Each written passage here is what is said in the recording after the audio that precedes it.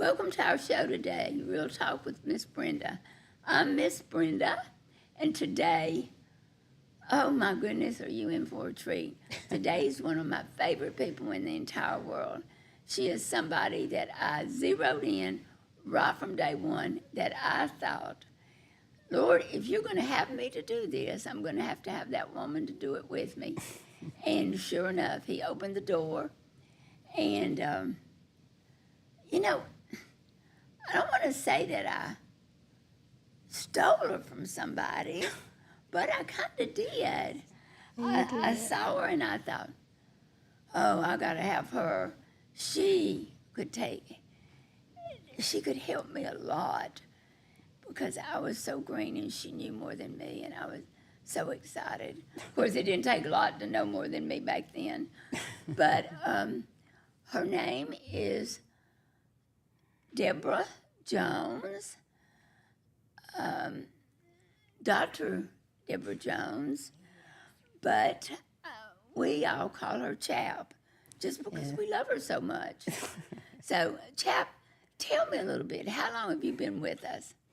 I've been with the ministry. This is my 18th year. I've known you about almost 20, I think, 20 years, because we met at the Birmingham Work Release Center, and you were one of my volunteers at that time. Yes, I was. Yes. Yes. And you were the chaplain for the Birmingham Work Release. Yes. And ran a tight ship. Tight. Yes. Tight. And I got all in the way.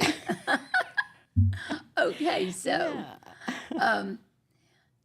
tell me, what did you think about us when we first came over there? Tell me, what was your first impression, and what would make you even think about coming with us? Well, my first impression was, who is this lady? What is this lady? And what is really going on? Because I didn't know anything about Love Lady Holway House is how it was introduced to me. I found a pamphlet there at the Work Release Center, and I read over that, and I thought, interesting. And what eventually made me want to be a part of the ministry is the invitation that I received to come and tour your home, which is where the center was at that time. And at the end of that tour, all I was doing was just looking. I wanted to support, but I wasn't thinking that I'd be a part of it. So at the end of the tour, you said, I said, thank you for the dinner. That was the part that got my attention. You said, I'm serving dinner. So as I was saying, thank you for the tour and thank you for the dinner, you said, hold on just a moment. Do you have any free time? And I remember saying, free time? I've heard of that. But at the time, I really didn't have any. And so I asked you a few more questions, and basically the rest is history. Okay, you were working with a gentleman in the Work Release Center, the chaplain for the Work Release Center. That was not your full-time job. No, it was a volunteer position.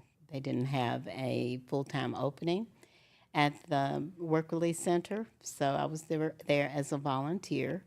I served a little bit over 3 years there, but I was working for one of my church members at that time. That was my full-time job. Okay, and what were you doing?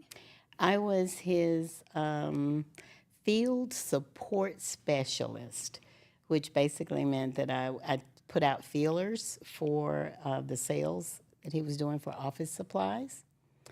I was also, and I had almost forgotten this, I was a cohort with UAB, a customer service investigator, actually, for UAB. What is that? Well, we were doing research studies for the National Lung Study, if I'm not mistaken, at that time. So we were doing calls from cards that came in through the mail and just trying to get people to participate in the study. I was a little taken back because when you came to visit me, you brought the guy you worked for. You brought him with you. You remember I that? really didn't remember that, but I think later, Yeah, I it's- remember because I'm thinking, awkward, awkward. How am I going to say, sir, do you need to use the restroom maybe? I was, your spirit, the very first time I talked with you, I was so touched I was moved by your spirit. You seemed to be one of the kindest people I had ever met. And I thought to myself, we need a little of that kindness up in here because, people amaze me. I don't think that they think I'm as kind because I'm so like in your face with it. I'm just really straightforward with it. But Right. you were very, very kind, and the women loved you so much, and very sweet. You talk soft. You are not rambunctious. You are not. You're not kind of like with you. What you think you're getting and what you really get. You are someone that jumps in, and if you believe in something, you take it to the mat. Absolutely. You take it to the mat, and you're not someone that just jumps on everything that comes around. And so I thought, you know what? If this lady, I think what I was doing back then a little bit is I felt so much like a fish out of water. I wanted something to validate me because in my mind, I'm thinking, why would God choose somebody like me to do this? That's why I kept looking for other people. I kept thinking, if I could get so-and-so to do this, then that would free me up and I could just go ahead and do what I need to do. But I was not getting any takers. Nobody was. And I think that I was looking for some validation. And I thought, well, if I could sell her on this, let's see what might happen. Seriously. Wow. That's how I see myself. People think that I see myself a certain way. I really have a very low self-esteem, I guess. That's hard for me to believe. It's hard for everybody to believe, but it is the truth. It really is, Deborah. Wow. Now, I wouldn't lie to you. I believe that. Okay, that's the truth. So, you came in, and I didn't really know what you did. Oh. So, what did you do? What does a volunteer chaplain do for the Work Release Center? Let's see. I coordinated the volunteers, which is how I came across you and your crew, because the files in the chaplain's office, which actually was non-existent when I got there, and that room was being used for everything. So the first thing I did was reorganize the chaplain's office, and then I started going through the files and inviting all of the current volunteers to come and have a meeting so that we could see if you're still interested, if you're still going to participate, because I'm very protective of whoever I am put in charge of. So when I became their chaplain, even as a volunteer, it became extremely important to me to make sure that the people who were coming in to minister the word were first ministering the word. And then secondarily, if they were still interested in participating, because after a while, people, they start out one way and then they can wane. Their interest in doing it can wane. And I didn't want that to be the case for anybody who was currently ministering to my girls, I will say. I wanted them to receive only the best of what God had for them. How many women were at the Work Release Center? Honestly, don't recall that. You don't? No, ma'am. A lot. A lot, yes. A whole lot. Indeed, indeed. We eventually started a faith dorm there, which that went well as far as I knew up to a point, and then it became the talk of the town, so to speak, the talk of the facility.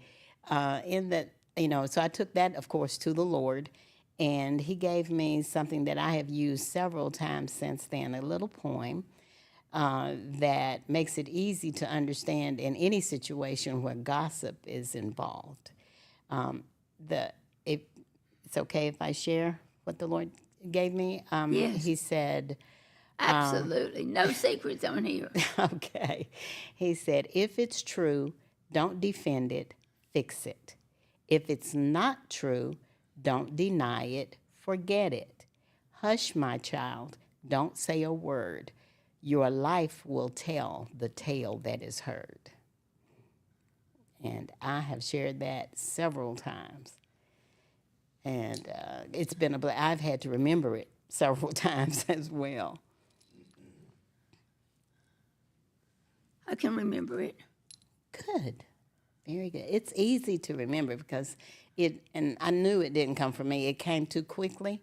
I didn't have to sit down and rhyme or any of that. And I was like, wow, that is very good. I like that. So I've used it a lot. So you had classes there? I did. I did not teach any classes there. I used, I did the devotions, or rather the evening services, once or twice a week, but I did not teach any classes. I was only there like 3 hours, 3 days a week, I think. And 18 years is how long you have been at the center. Yes, ma'am. You know, we just had our 20th anniversary. Yes, I was there. 20 years, they gave us they gave me 6 weeks, and I took 20 years. It takes you a long time to get stuff done. Yeah. I'm telling you, that was a 20 years. Wow, I know. It's so Who would have amazing. ever thought that? Such an amazing thought. And so grateful to be a part of that. Well, you came. I hired you right from the start, Yes, ma'am. and never, ever regretted it. She is the most organized person in our entire ministry. Well, thank She you for sends that. me memos about my memos to make sure I do my memos. And she has everybody. I guess you are probably our most popular. We never have anybody to say anything bad about you. I don't allow them Oh, well, to thank you. put me. I'm not on I'm not on Survey? For the survey? the survey. I don't let myself be put on the survey because I don't want to hear That's what they say about me, because I'm thinking if I get on the survey, then I will embarrass myself. So I'm not on the survey. But you are about our most popular person on the survey. no one ever has anything wrong to say about you. Well, that causes me concern. Thank you for saying it, though. But I think the word says something about beware. When, Be wary if no one yeah, talks ill against you. exactly. Yeah, so Exactly. you better watch it. No. So when you there, the first thing you did is you started going to school. Yes, ma'am. Yes, I did start back to school. I'd always wanted my doctorate degree, but I'd gotten complacent because I'd been out of school for 30 plus years.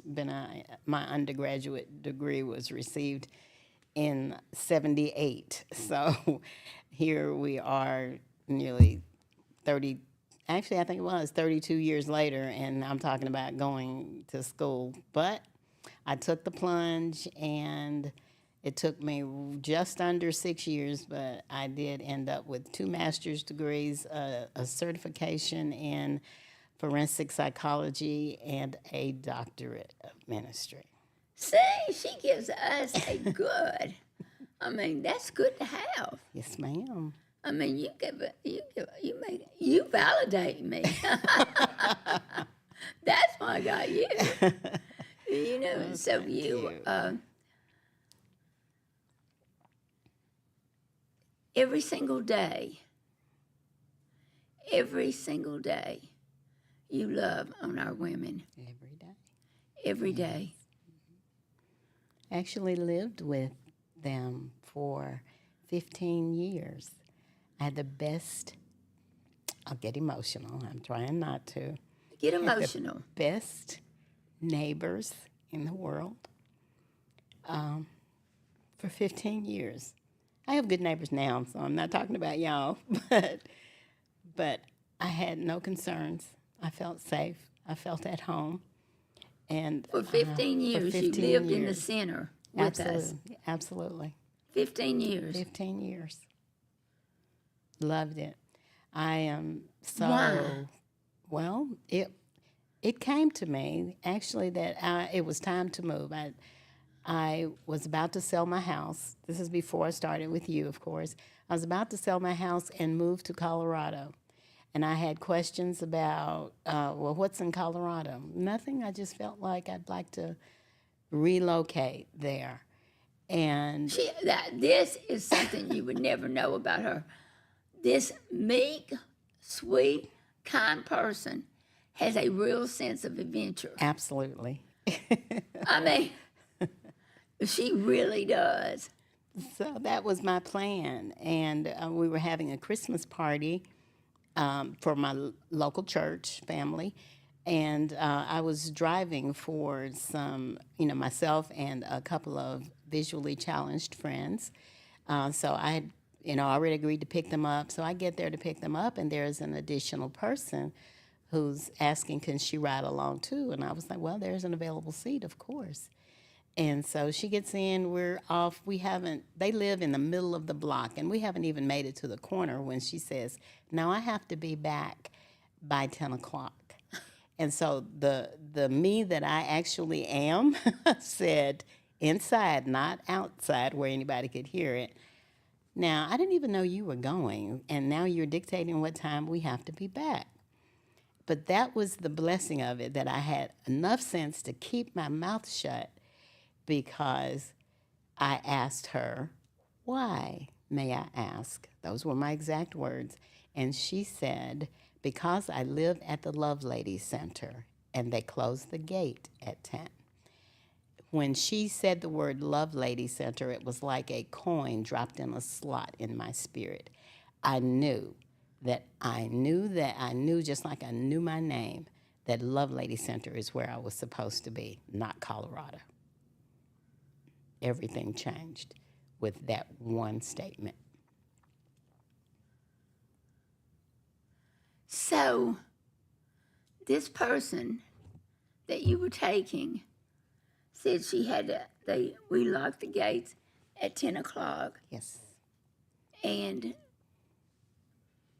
you knew that that's where you were supposed to Yes, be. just when she said the word Love Lady, I don't know that I was even aware of what was actually going on at Love Lady. Was that But- before you had come Yes. to meet me? Yes, ma'am. Oh, gosh, I just fell right into place, didn't I? Yes, ma'am. Well, I knew I was working at the Work release. Work release, yes. So I knew of you, but I didn't know the Probably too extent. many people knew of me. I didn't know the extent. Do you remember all that we went through in the beginning? Oh, yes, ma'am. I was there for a lot of those meetings, and it was difficult to sit horrible. through. It was. Oh, I had so much I wanted to say. And I remember, you know, I remember that when they would write about me in the paper and what I was trying to do and how this was that and all this nonsense, no truth to it. And I was so upset about it. And I would say, how can they say this about me? They don't even know me. Right. And I want to say things back. And I would, in my mind, I would write all these arguments to tell them exactly what I thought of them. But they were always in my mind, thank Yes, goodness. ma'am. You handled every meeting that I attended. You handled it very well. Thank you, Jab. But I wasn't really handling it very well. On the inside, I was thinking, you ought to be ashamed of yourself talking about me like that. But what happened is, in Peter it says, they hurled all manner of accusations at our Savior. Amen. And he stood and said not a word. And I thought, gosh, Lord, why didn't you say some stuff that would have given me the freedom for me to be able to say it? But I said nothing, and we came out of it okay. Yes, But absolutely. boy, it was rough, wasn't it? It was. It was probably the first 10 years were the hardest. I would say. Is that why you stayed there 15 years? I don't know. I was just Do you glad feel to like be there. that's just the Lord wanted you there? I think so. I felt like a watchman on the wall. And the reason that I can say that with great assurance is that whenever I would go and stay at my mom's house or just come back, even if I came back a little bit later in the evening or the early morning, because I would leave her house sometime at like 2 or 3 o'clock in the morning and return to the center. But invariably, there would be an ambulance or a fire truck or a police car in front of the center every time I came back. So I eventually said to Melinda, I said, you know what? I cannot leave you people alone for a moment. We get in more trouble when you're gone. Boy, those late night visits. Yes. And every single night back then, I would get up and I would drive to the center every night. Wow.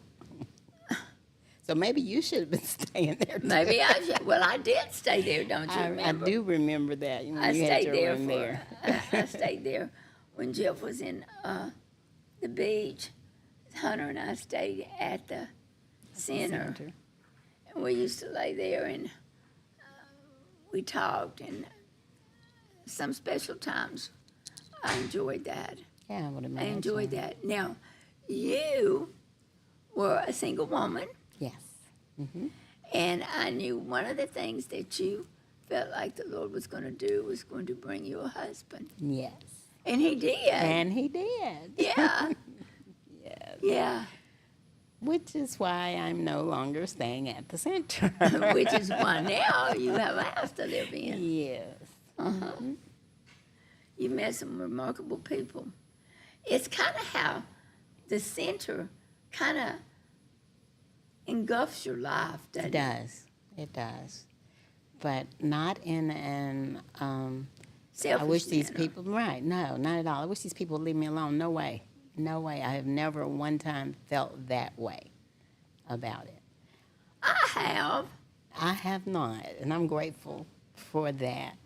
I've just been so grateful to be a part of this and so humbled, honestly, that the Lord trusts me with his people and that he would grace me with such amazing employers that I can give you this example. It just happened Thursday. I was sitting in the hallway at the 3 o'clock hour for the babies to come by with their costumes on to give them candy. And one of my counselors came out and said to me, "Are you just sitting out here giving the babies candy?" And I said, "Yes, and they pay me to do it." And that's really how I have felt about everything that I've had the honor and the privilege to be a part of in building the counseling department and being blessed with such amazing counselor. I have an amazing team, and I'm so honored for that. Okay, now exactly. Let's tell everybody exactly what you do. I am the Director of Counseling Services for Solomon's Well, which is the counseling arm of the Love Lady Center. And what I do after that is everything. I built the department from scratch, and I didn't know anything about counseling. I was a counselor because I had been one as a part of my local outreach from church, from my home church. So I had been counseling about 5 years or so before I came with you. And but Do you as- love to counsel? I love it. Absolutely. I love it. And Don't you get tired of hearing them whine? Absolutely not. Absolutely not. But not in the sense of I don't care what you're saying. I'm here to hear that. But when I'm listening to them talk, I'm also listening to the Lord, listening for him to speak, and he often speaks. So I'm always listening to two people. So that entire process is beautiful and amazing to me, especially when I hear him say something and I say it to them, and they're like, "How did you know that?" It's like he talks. You know, when there's something I need to know, he tells me. He's not a gossip, so he doesn't tell me stuff I don't need to know. But I have cute stories of clients who avoid me at all costs because they think I know what's going on in their lives, and I don't. I don't have a clue unless the Lord tells me. And if he tells me, he's telling me for a reason. So, you love to counsel. I the do. women. I absolutely do. You don't find it a burden at all. No, ma'am. Not in any way. Why do sometimes I feel burdened? Well, I don't know the answer to that question, but I do know that like the position that you hold, that's a calling. Not everybody could do what you do, not just would do, but could do what you do. And I feel that way about being a counselor or being a client rep or any of the positions at the Love Lady Center. If you're not called to that, you will not last in that. I sometimes do feel burdened. I feel like, straighten up. Now, I have told Melinda, I went to her office once, this has been several years ago, and I said, I quit. And she said, it's not a good day for that because I'm accepting all of the quitters. Everybody who wants to quit, I'm accepting that. And I said, well, no, I'm not really quitting then. So I did not want that to be accepted. No, a couple of times, especially right when you were getting married, you would want to talk to Melinda and me, and she'd say, you want to talk to her? I said, nope. She would say, well, I don't either. I said, well, maybe she'll go away. We don't want to talk to you if we're thinking about it. We don't want to lose you. So, how long have you been married now? For a little bit over 4 years. You're kidding. No, ma'am. Are you happy? Very. I am. You got the one you wanted. Apparently. Well, actually, we've known each other 53 years, and he just won't go away, so let's go with that. Let's go with that. Yeah. But all these years have not been easy for you. No, ma'am. You had you had a health scare. Yes. Are you doing fine? I'm doing much better. Much better. But you also you lost that precious son. Yes, ma'am. Very precious. And I have my moments where but my story, and I am sticking to it, is God is only good. I take great pleasure in remembering how much Jason loved telling dad jokes. So I always think Love is what? he would love to tell dad jokes. So he would call me periodically to tell me one. And so the way I see him being in heaven is him walking up to Jesus and saying, Jesus, have you heard this one? And then the story always continues this way. Son, leave him alone. He's busy. He has stuff to do. And of course he's heard it. He probably made it up. That gives So- me pleasure. You have rough days and Yes, I have moments, not real days. Nothing lasts hard like that. It doesn't last for very long. And with the grief, it's sneaky. So I'll be fine, perfectly fine, just walking through a room or sitting at my desk, and just something will cause a thought that takes me to tears. But it doesn't last long. It doesn't last long. And times that I've needed it, one of the special times that I can recall is there's always someone there. Candace Jones, Melinda, they're there. They're always in the right place at the right time. And I'm grateful for that. So, how long? I've wondered about losing a child. it's worse than you could ever imagine. I mean, no matter how tough you would think it is, it's worse. It's worse than that. If I didn't know Jesus, I don't know what that would be like. I can't even imagine going through it without Jesus and the family that I have. And when I say family, I include my blood family and Love Lady. I have an amazing support group, and I'm grateful for that. My friends, I also have lifelong friends that I've had 50 plus years as well, and everybody was there for me when I needed them.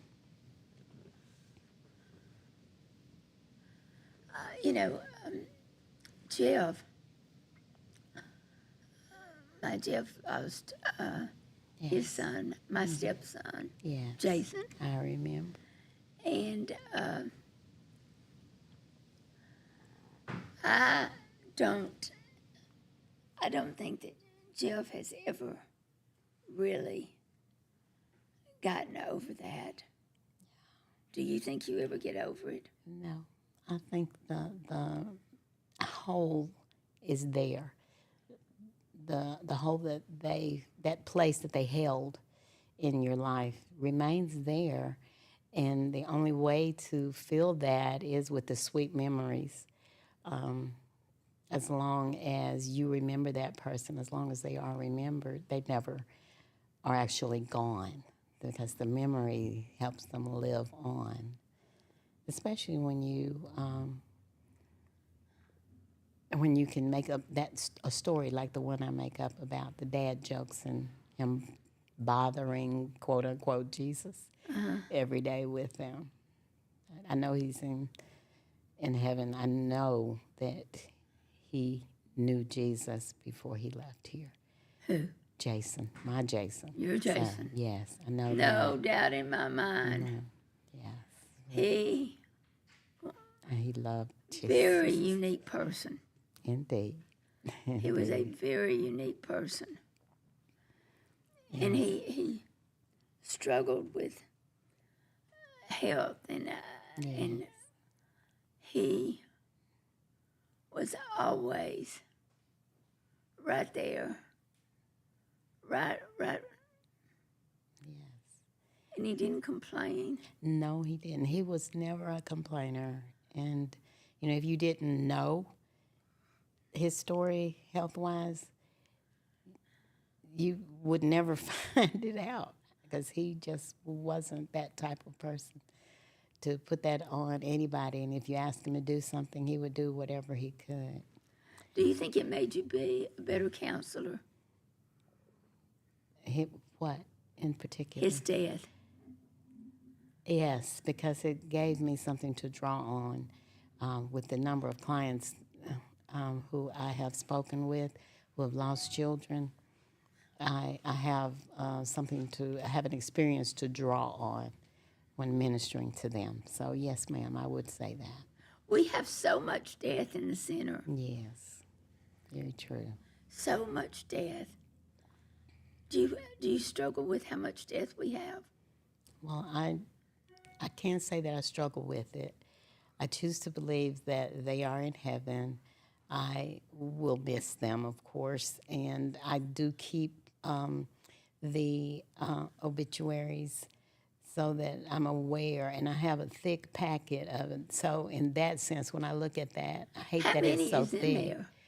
I have never counted them, but the packet is at least 1.5 inches thick.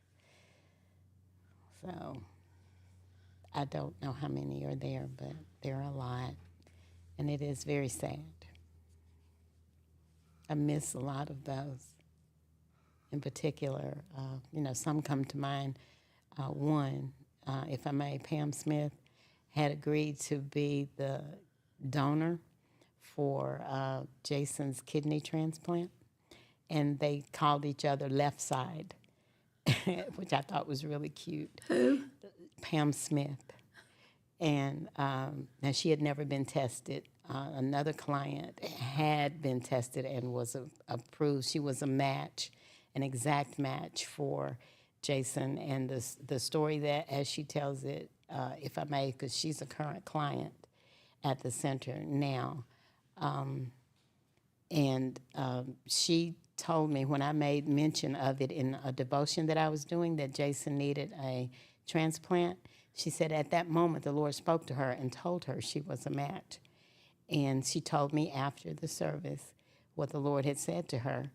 And then she went to Vanderbilt and was tested and was an exact match for Jason. But he never got to that point. He never got to the weight that he needed to be at in order to receive the transplant. But he showed up. What brought that up was he showed up at Pam's homegoing. And when I looked up and saw him there, I was like, Left Side, So then it was less than a year that he left us. COVID had something to do with it, didn't it? I don't know. He was in the hospital during COVID, which was really sad because the only thing we could do was talk on the phone. But he had to come, I think, pretty well through COVID. We were on the other side of that. How's his children doing? They seem to be doing well. Have Fred been a lot of comfort to you during this? Yes, ma'am. He has. Well, I can get right down there in there, can I? I just feel like I want to know about you with how you've done with this. Oh. Because this, to me, would be one of the very hardest things I would have to face. Yes, ma'am. It's definitely been a very difficult thing to face, but with the grace of God, by the grace of God, and with His help, His leading, and the beautiful support that I have from my counseling team, especially on a day-to-day basis. How many counselors do you have? Actually, there are 7 staff and 4 volunteers. So I have a full contingent at this point. In the end, and I say full simply because we don't have any more office space. I am not adding on. I don't know what to tell you. You know. I could use more if we had more Oh, space. listen. Whenever we're looking and people's wanting, you are never shy about putting in your Absolutely. request. I want more room, more furniture, more counselors. I want. More. And I'll tell Melinda now you can handle her. But we just love you so much, and my goodness, And I love you guys. I hope you are with us too. How would you retire? According to my supervisor, who happens to be your daughter, there's no such thing as retirement in the Bible. No, there's not. So, I taught her that. oh, is that where it came from?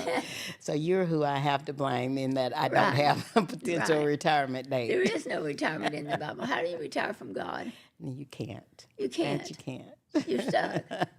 You know, I'm good with that. you can take a few days off here and there. Oh, thank you. Yeah, you're welcome. I'll remind her that you said that.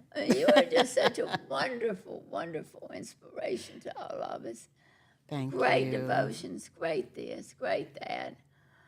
We'll argue about once saved, always saved later on. We disagree on that. Yes. But anyway, we will. We'll talk about that later on. Yes, But ma'am. I just love you, and I'm so glad to have you. I wanted people to get to know a little bit. I want people to know that there are people like you that love. Your capacity for love is so huge. It's And such an I honor. am so honored that the Lord allows me to work with you. Well, thank you. That is so very kind of you to That say. is so, I love that. It makes me think, well, there must be something to me then. If Chap likes me, I love you dearly. I love you. And I do want to say that, your stepson, Jason, was my Marvel buddy. We would talk about Marvel movies. So I miss him too. Whenever I walk in the office, in Melinda's office, Jason would be sitting in there and we'd start talking about Marvel because, as you said, I love adventure and excitement, all of that stuff. And when he mentioned something and I picked up the conversation, he was amazed. And he said, I would never have thought that you would know anything about that. But after that, we became fast Marvel buddies. Well, I miss him. I love him. Me too. I miss him too. Yes, I miss you, Jason. me too. And I miss some of the girls so much. Yes, indeed. Shay, Shanna, Noel, so many. So many of them. I never, ever expected this much death. But we're so glad to have you. Thank you. I so love honored you so to be much. there. I want to have you back. I want to hear more about this counseling things. And, Yes, ma'am. we just barely got on it. But I thank you. I thank you so much for being here today. Been We absolutely are so my glad to pleasure. have had Chap, aren't we? Because she My really makes pleasure. me feel good. Okay, so here you are, and we'll see you soon. Yes, ma'am. I look forward to it. Thank you. Thank you.